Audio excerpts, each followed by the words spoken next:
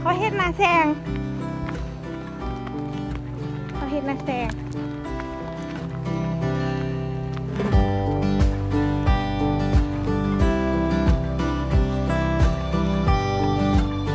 เฮ้ยลุงให้ลุงเลย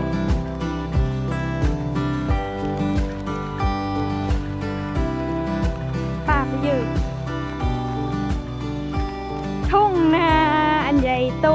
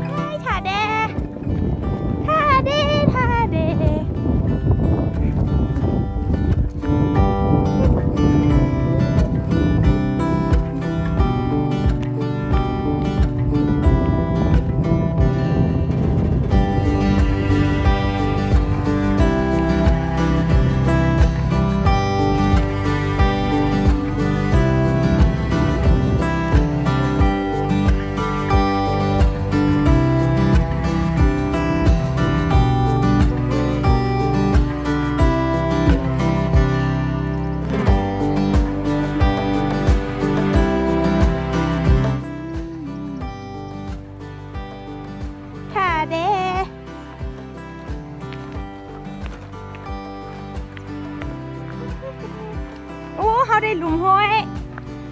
แอนน้ำห้อยซะหน่อยแต่เดี๋ยว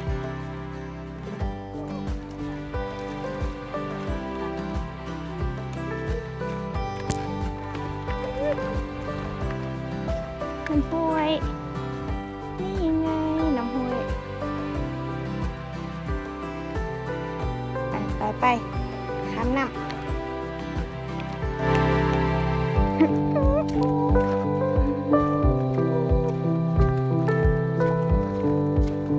ไปนาเฮ